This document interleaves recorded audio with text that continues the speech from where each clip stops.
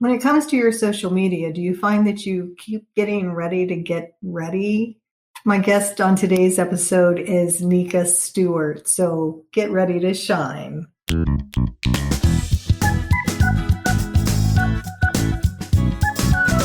It's time for the Becoming a Profitable CEO podcast, and it's all about providing you with the tools to succeed on this ever-evolving business building journey.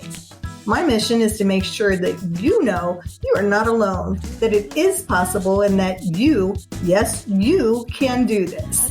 You matter. The world is a better place for having you in it, and your voice is needed. I'm Teresa Cleveland, and I believe we can all make a difference, and that having a successful online business is one of the best, most effective ways to do that. Let's get to it.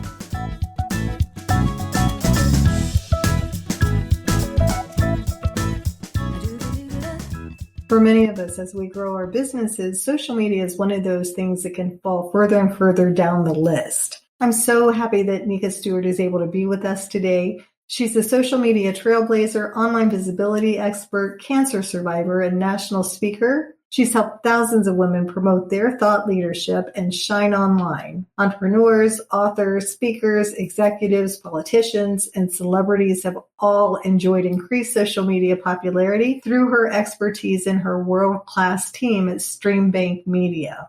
Nika is the founder of Shine 365. It's an online community that helps women enhance their social media presence and grow their businesses in a fun, supportive environment. Nika has also been a contributor to the Huffington Post, and she and her company have been featured by the global media, including the BBC, NBC New York, Fast Company, Entrepreneur Magazine, and USA Today. When she's not live streaming and coaching, Nika enjoys showing off her vocal talents either as a lead singer in a rock and roll cover band, Backtrack, or as the cantor at her temple during the high holidays. Let's see what she has to share today about her journey to becoming a profitable CEO. Nika Stewart, it is so good to have you here today. I have been watching you for so long in the social media world. We met through Meredith Liebelt, I think, way back. Yeah, I think so. And then we actually met in person at one of Bob Berg's events. Right.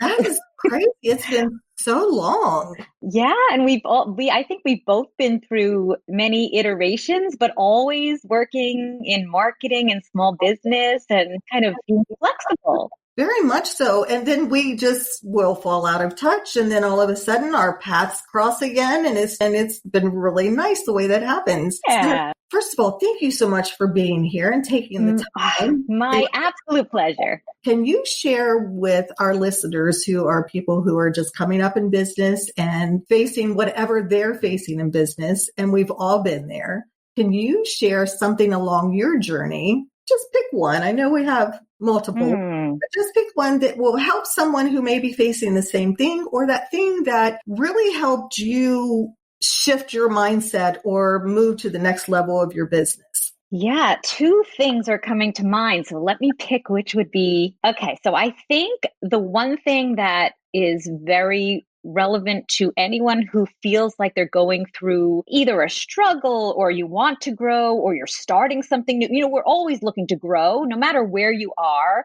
We may be in different places in our business, but we're all looking to grow. So we're all in a place of looking to grow. So whatever that means for you, what I see, and I know for myself and with all of my clients and all of the entrepreneurs that I've worked with, we tend to want to be ready to take the next step. Oftentimes we do a lot of things to get ready, and those things are stopping us from actually taking the next step. So we want to be better. So we'll take another course, or I want to feel more comfortable going live. So I'll buy some lighting, or maybe I need a better microphone or a new camera, or I need to now take a class in writing so I have a better outline. All this stuff to get ready. And what I have discovered is oftentimes the only way to be more ready is to take a step when you are not ready. And then you feel more ready. And I hate it. I wish that wasn't true. But when the only thing that will get us feeling more comfortable doing it is doing it not feeling comfortable. So just do it scared, do it uncomfortable, do it feeling not perfect. And then you will feel a little more ready each time. You said that so wonderfully because that sums it up, right? It's just do it. I remember way back when Meredith, actually, we had done some interview and we were doing it on, something I don't even remember anymore. It's been so long ago. But it was that thing and I was so nervous about it. And she said, well, the worst that can happen, we'll record it.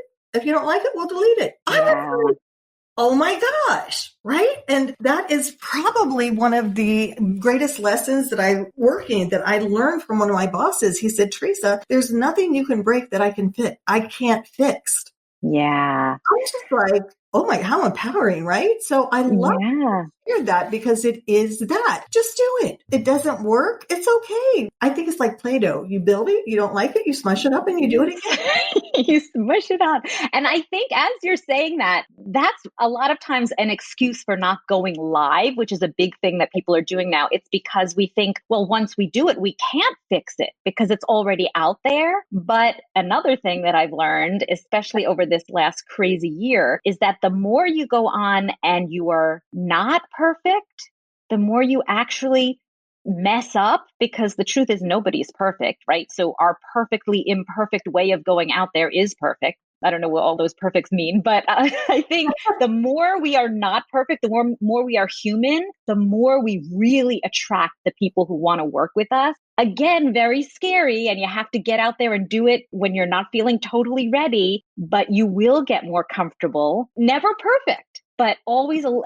each time you do it, you feel a little more comfortable. And it's okay to do something that you can't fix, like go live, because, now we're talking now. I can't take back the words if we were live, for example. But if I screw up and I say, and I go, and I look embarrassed, you're going to like me more, or the right people will. So we have to get comfortable just being okay with, being ourselves. Very much so. And for everybody listening here, today was a great example. Yeah. We came to do the podcast and Nika couldn't get in and it wasn't connecting her camera. And then she got in and everything was fine and we're chatting. And then everything on my end shut down. And then I had to come back and I was feeling that thing inside. And then we just said, you know what, let's just allow it and move on. So just do it. I love that so much. So Nika, you're now Stream Bank Media. Mm-hmm. Yes. And you're going to celebrate your 10-year anniversary in 2021. Yeah, you mentioned that just a few minutes ago, and I didn't even realize that. 10 years. Wow. Yeah. So that's great. And so we're sitting here, we can see each other and I could see your mind. I could just imagine that you were thinking, oh, there's a celebration and a party that I get to plan, a 10-year anniversary. Yes. So in that time, and I remember I loved it so much back then, it was ghost tweeting because you started on Twitter and social media. Yeah. And pretty soon, it was pretty quickly, it was LinkedIn and Facebook, and you were doing all the things. Mm-hmm. Would you say that, and I know you still enjoy the ghost tweeting name, in that journey, was there something that was helpful to you as you switched names? Yeah, I think, I would say almost the same thing, like do something when you're not ready, like feel the fear and do it anyway. I have to admit that although we outgrew ghost tweeting very quickly, like probably in the first few months of my business, we started more than Twitter, but I still in the beginning, I still liked the name ghost tweeting. It still said what we did. And I realized pretty quickly that most people said, oh, I didn't know you helped with Facebook. Oh, I didn't know you helped with LinkedIn, and then Instagram and Pinterest and everything that came out. We started figuring out ways to help other people do it better or do it for them, but we were still called ghost tweeting. And I did hold on to that for too long. And my husband became my business partner very quickly in the beginning because I wanted his help. And he said, I want to work with you, not for you. So I said, yes, it's true. Yes. So we're business partners. He's always liked the name Stream Bank Media. That was like our parent name from the beginning, but we never called ourselves that. But he finally convinced me we need to have a name that matches more of what we do. We're a media company. We're not a Twitter company. I guess it was, I still wasn't ready, but we did it. And we Did it changed. anyway, right? Yeah. And now people don't say to us, "Oh, I thought you only did Twitter." Exactly, because now we know what you do. And I Mm. love your energy together. Anytime I get to watch you and Rob, your husband, do things together in Mm. videos on Facebook, all of that, it always makes me smile. Oh, I'm glad. So is he on both ends then? He's on screen with you and helps with things like that. And some of the Q&As that you guys do, I love that because you both bring this energy to it with your new Shine 365 Mm. Shine. I was so excited to see that. I reached out to you. I'm like, how did I not know you did this? And it was great when you recently did your boost on that, right? Yeah, I had the best time I guess it was about a month or 2 months ago now. I launched a 5-day challenge, like a visibility boost for entrepreneurs, and it was free. And my husband would join me once in a while on my video trainings when it was something that he was more of an expert on. So certainly I felt like for me to deliver value, he needed to come on and give his expertise. And sometimes I just really love having him there because it is a lot easier to have a conversation with someone than talk to a camera. Like this is much easier talking to you than talking to, hopefully people are listening, if you're going Right. live to it or doing a video. So it feels more comfortable when he's there, and he's a funny guy. So he certainly adds humor to my shows. And yet I have to admit, I want something for myself because he and we're partners in life and partners in business, but sometimes I want something for myself. And then I say, wait, could you join me? It would be I would have so much more support if you were here with me. So I love that he will come and support me when I ask and also let me do my own thing as well. That's awesome. I was thinking Phyllis Nichols over at Sound Advice Strategy, she works with her husband as well, Kelvin. And I'm thinking like sometime in the future, I want to maybe do a mini series on that, people that are working with their spouses. We couldn't have done it. Michael and I couldn't have done it. That was my guy, but he's very linear thinking and I'm just here and all of that. So we had a lot of shared interests, but we could have never worked together. So I'm always I love because the people who are doing it that I see are successful at it have much like you both do. You have your own areas and all of that, but you come together and it's so nice to see that energy going back and forth. Yeah. And it does worry me too, because I see a lot of couplepreneurs or couples who are out helping other people. I think the challenge is we have to help people only with what we know how to do. Yeah. And although there's some times where I feel like, oh, we should teach people how to, run a business together, which I think we could, but I would never say we would teach people how to have a relationship, because what if we got in a fight or got angry with each other? I don't want to pretend that we need to be real. So that is the key to everything, right? That goes back to making the mistakes and everything else. That's why people are attracted to that and why you do connect, because you're real. And it's like, oh my gosh, if they can do it, I can do it. I tell people that all the time, like, oh my gosh, if I can do this, certainly you can do this. Yeah. Mm-hmm. And Nika, when you talk about, having your different areas and, you do your thing, I'm going to do my thing. One of the things that I always enjoy, like when I see it pop up in my feed, I'm like, gotta stop whatever I'm doing and go watch this. You've created some videos that have different characters with you playing each one. And I think they're hilarious. How did that come to be? Well, I have a background and I've always had a desire to perform. So I think as an entrepreneur, one of the things that I love about being an entrepreneur, and we have to remember this, is that we get to set the rules for ourselves. We get to design our own lives and design our business around our life. We also get to design our business, and it doesn't have to follow rules. I heard someone say this just the other day, something like, there are no rules. Stop making up rules. They aren't real. Yes. And that's really the truth. Not laws. I mean, we have to follow the law, but rules are things we make up ourselves, and we can do whatever we want in our business. And so in the last few years, I've been having more fun doing promotions and just get like, if I want to share value or teach something, instead of just coming on and saying, here are 3 things for you to learn. Number one, my Oh thought my is, why don't I sing it? Or why don't I pretend I'm a character and teach it that way to make people laugh? Or so I just find that it's so much more valuable to people when they can learn in an entertaining way. Plus, it's so much more valuable to me because I get to run my business like it's a game and really have fun. And this year, especially, I was going through cancer treatments. And so while I was laying around not feeling good, the one thing that really cheered me up and made me feel good was being creative and like, okay, if I can't get to all my work today, let me create a little video. And then over the next week or two, I'll try, when I feel okay, I'll dress up and be a character. And it was to entertain myself. But every time I put out a video, I would get people reaching out to me and telling me that it helped them in some way. So I was doing something that was really helping me get through a tough time by keeping my spirits high. And after a few of those videos and the reactions I got, I realized that I had to keep doing it for other people as well. And it feels weird to say it, but I never got so much outreach from people saying that it really helped them. Because, when you see someone going, like you said, if you could do it, I could do it. So like people were saying, even like, if you could figure out a small silver lining in this icky, horrible thing that just happened to you, obviously, like I thought to myself, this little thing that happened to me is no big deal. And so people were feeling good. So every time I had some relapse or something terrible, I would come up with something inspirational and create it in a funny way and put it out. And even though I wasn't focusing on getting business or growing my business with these videos, I was focusing on just being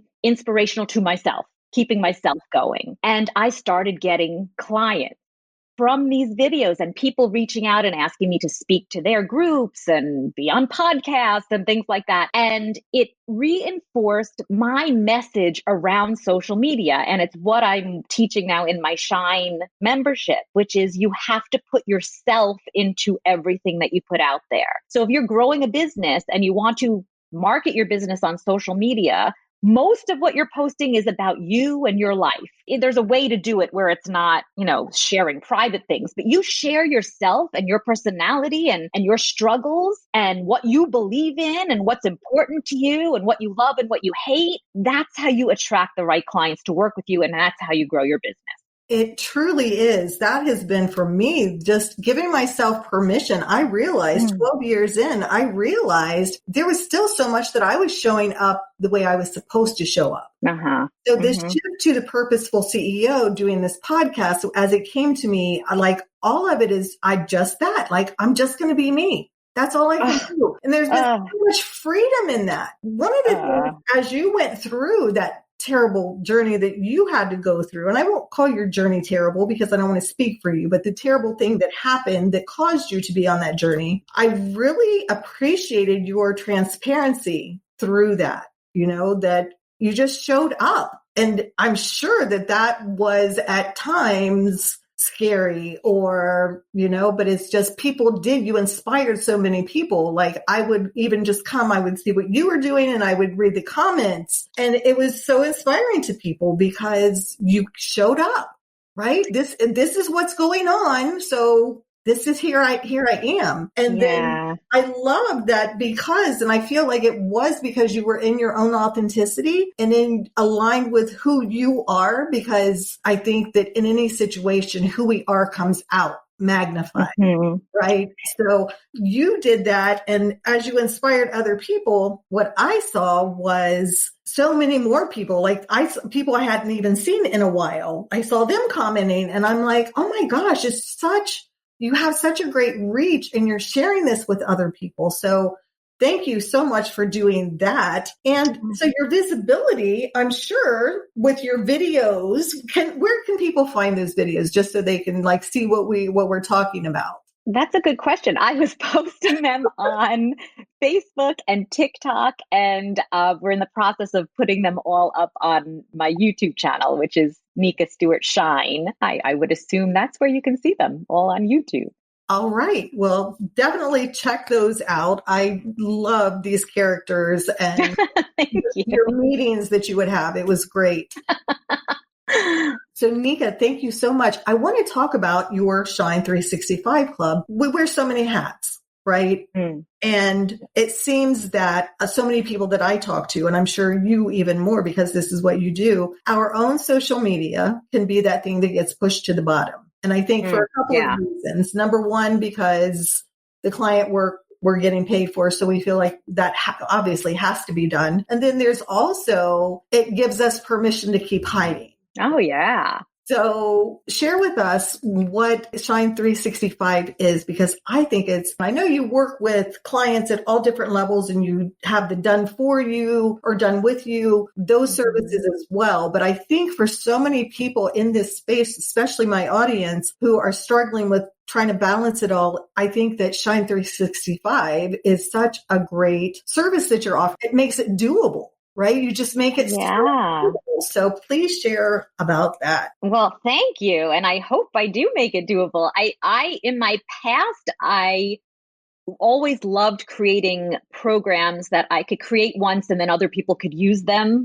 over and over again. And I just create it once. It's kind of like passive income afterwards. But then almost 10 years ago, I started or co-founded Stream Bank Media, which is a done for you service. So that is when clients come to us, we then do the work for them. I have over the years always wanted to get back to a way that I could work with more people for lower cost in a way that I could, like you said, done with them or show them how to do it themselves. Last year, finally, some inspiration god came to my head and said, why don't you create a way for people to write their own posts, but you kind of give it to them, but let them personalize it. So Shine 365 started as social media templates with prompts.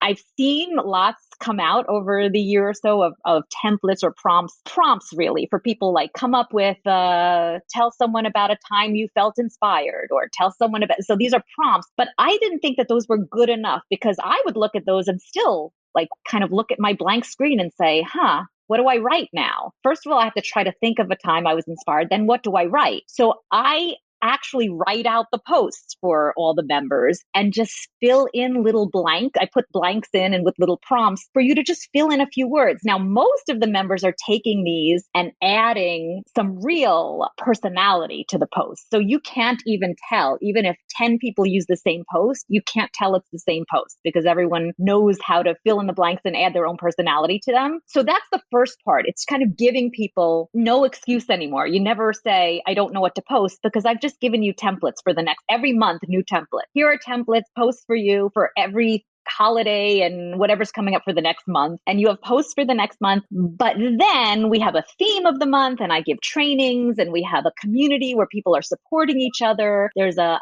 membership hub where there's lots of trainings on all different topics related to social media. We have group Q&A calls. There's just kind of, it has become a wonderful community of female entrepreneurs looking to grow their business. Most of them not in a place where they can simply outsource their marketing. They still are doing it themselves, but they really need, number one, the accountability to do it. And number two, a way to save hours and hours every week and actually get it done. Or not doing it for themselves, right? Because that's one of the scariest things sometimes is just sitting there looking at that blinking cursor on the bare screen. Yes. And you're right, because sometimes those prompts, it's like, oh, you just want to be able to ask, is this really the thing? Like, what does this mean? Right? Is this thing that I want to share too dark or too deep? Like, and just having that group to go to and to have you in there and be active in it. That's one of the things that I really enjoy because there are courses and things that, and you're told like right from the beginning, like, don't tag the creator, that, just ask for like team support or whatever. And that to me is important. I tell people on my stuff, like, no, tag me. I want to know. The accessibility to you and your brain and all this time, all the things that you've seen in the industry and you stay on top of it. So I never have to worry like, oh, I'm going to ask Nika this and will it be the most current thing? Because the algorithms change and all this stuff. So that's so valuable. your price point is a steal. It's a steal. I appreciate that. I really feel like it is that because I keep wanting to add more to it. And so every week or so I think of something else to add. And I feel like for the price, I mean, it's a no-brainer in my opinion, because my job is to research social media and to know what is working. I have to do that for the agency because we're doing social media for our clients. And a lot of them are high level businesses and business owners and, executives and best-selling authors and all, celebrities. So we need to know what's working. And your job is probably not spending 12 hours a day on social media knowing what's working. So I'll just tell you, and you don't have to worry about it. And what a relief that is. I have a social media person on our team and she does an excellent job. But for me, it was just knowing that if something comes up or I see something, because a lot of times we'll see what somebody else is doing and you think, oh, is that what we're doing now? Like either in a good or a bad way, like, oh, that's kind of doesn't feel good. And so to be able to reach out and just say, hey, I just saw this. What's this about? And knowing that you're going to know or that you will find out, that is an incredible value. I really like also that you have the different holidays in there, not just your main, traditional holidays, but I can't even think of one that was on the most recent one. It wasn't Peanut Butter Day, but if it's going to be something like that, day, National Ice Cream Cone Day, things like that. Yeah. And sometimes they're related. And what fun, because as you were saying earlier, it enables you to put your personality in there. Mm-hmm. And not everybody loves vanilla, not everybody loves pistachio, but if that's what you like, that's just something else that people now know about you and makes you more real. Yeah, absolutely. As silly as it may seem, and not that every post should be what flavor you like, but once in a while you put out something about what flavor you like, and and that's why I give samples of posts, because it's a post saying my favorite flavor of ice cream is vanilla. What do you think? Is not going to get you much excitement. So I put out a more exciting post and then give it to you, and you just fill in your stuff.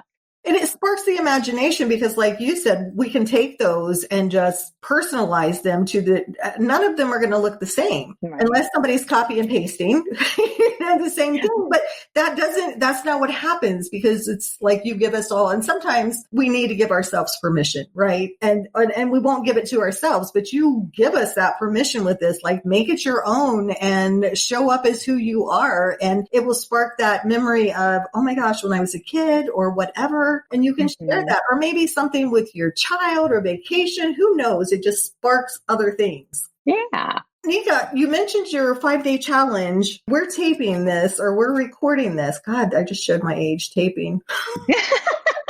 We're recording this on towards the end of November, because I know people go back and listen to older episodes. So November 2020. Do you have another 5-day challenge scheduled anytime soon? It's not in the schedule, but it will be probably the end of January, or the middle to end of January will probably be a very similar 5-day launch. The entire program with all of the trainings is that we did in October, or did we do it in October? I think it was. I think it was October. Yeah. So that all of those trainings are in the Shine membership vault. So current members can always go back to that, and anyone who joins can always do the challenge as well. But we'll probably have a live one in the middle to the end of January. All right. Well, we'll update and put that down there. We'll put all your social media links, everything on there so people can find you and follow you, especially for this Shine 365 Club. It's such a value, and definitely everyone check that out. It will make your social media job so much easier. Like I said, we have someone on our team, but this is it helps us change it up. So, even if you've been doing it for a while and doing it successfully, this is great because it just gives another perspective. And like I said, sparks other thoughts and everything else. So it kind of freshens up your content as well. Yeah, great.